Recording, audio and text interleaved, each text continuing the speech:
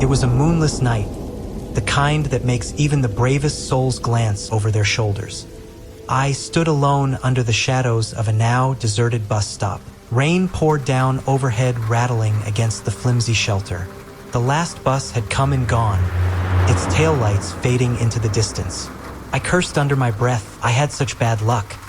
I had stayed late at work, lost track of time, and now found myself completely stranded. My breath misted in the cold air as I attempted to call for a ride. Your call cannot be completed as dialed. I checked my phone and sure enough, no service.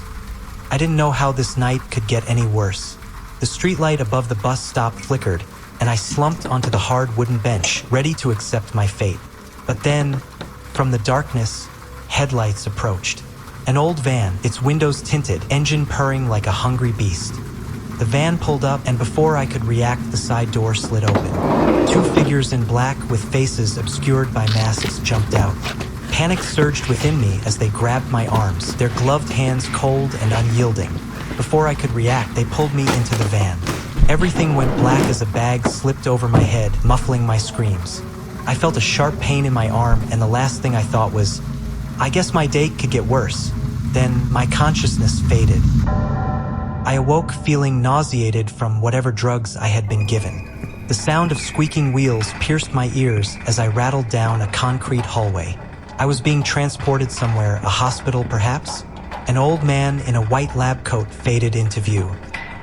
Welcome to my research facility, He said, as if inviting me to a twisted tea party. I'm glad you have volunteered to join me today. I think you will be a big help to my research. You see, I have... Oh, I can see you're worried. Where are my manners? My name is Dr. Fisher. I've spent the last 35 years working in the operating room, cheating the Reaper by rescuing people from their untimely demises. I have PhDs in not only surgery, but medicine, mathematics, chemistry, dance. But what I realized after working with people so near to death for so long is that people are fragile, weak, frail, delicate, puny, decrepit creatures, myself included, unfortunately. And the human genome has been on the decline for hundreds of years now. But I ask you, what if we were stronger, faster, smarter? Truly, we could evolve into something far greater. Now you can find solace in your existential dread. I shall elevate you. You shall become more than you ever thought possible. The table I had been strapped onto descended into darkness, and I could feel my pulse quicken thinking of what horrible fate I have achieved. Dr. Fisher led me down a series of narrow corridors, past old service pipes and flickering fluorescent lights. The plain stone walls bore old painted symbols in dusty paint, and the air grew colder as descended deeper. After some time, we entered a vast chamber. Machines hummed, screens displayed blueprints and text documents. Old whiteboards were covered in incoherent sentences and mathematical formulas. In the distance, glass tanks held creatures that defied description. My mind reeled at what fate lied in store. The doctor dragged a cart of computers over to the table and fixed a series of electrodes to my temples. The room pulsed with energy. I shall elevate you. You shall become more than you ever thought possible. More? What did that even mean? My mind raced, but I was already strapped down, drugs now coursing through my blood from the IV bag I was affixed to. The doctor's voice echoed. Now close your eyes. Let your mind wander. The real world faded out and was replaced with visions. Cities aflame. I could hear the screams of people burning in the flames, explosions and sirens fired off in the distance. A shadowy figure now loomed into view, closer, beckoning me. The room trembled, my consciousness fractured. I no longer existed. Everything that was me had been peeled away layer by layer. As my mind reformed, I was no longer just myself, but part something else. I had become something else. I tried to fight back, but my mind merged with this anomaly and became a conduit of power. I could feel a massive amount of energy coursing through me now, inhabiting the once empty space in my brain. The room quaked as Dr. Fisher screamed, consumed by the very force he'd unleashed. When I awoke, I stood at the same bus stop. The sky was clear, but it was still nighttime. Had it all been a nightmare? I looked into the glass of the bus stop. A reflection stared back, but it wasn't mine. It was a monster's face, hunger gnawing at its insides. My memories slipped away like smoke, leaving only the primal urge. I had no past now, only hunger, the insatiable maw that consumed reason. I roamed the gas-lit streets, my footsteps silent as whispers. The fog clung to my body, and my eyes glowed like dying embers. Strangers passed, their breath visible in the chill. They were lambs, unaware of the wolf in their midst.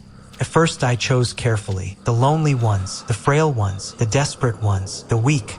The beggar huddled in an alley, his eyes hollow.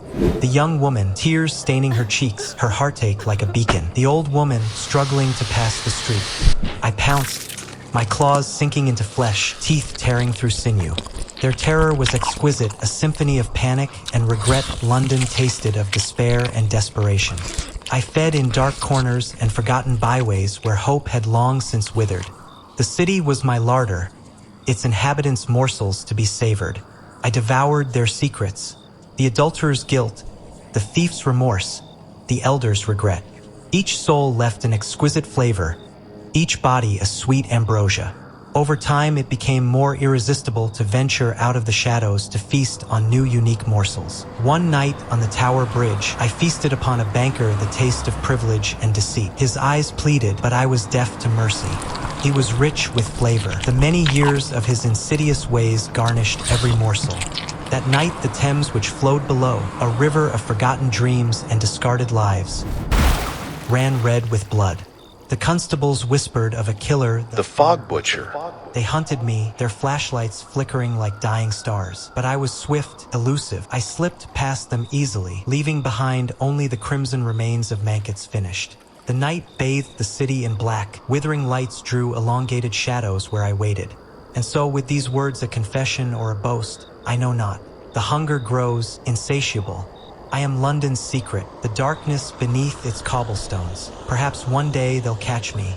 The constables with their silver bullets and righteous fury. But until then, I prowl.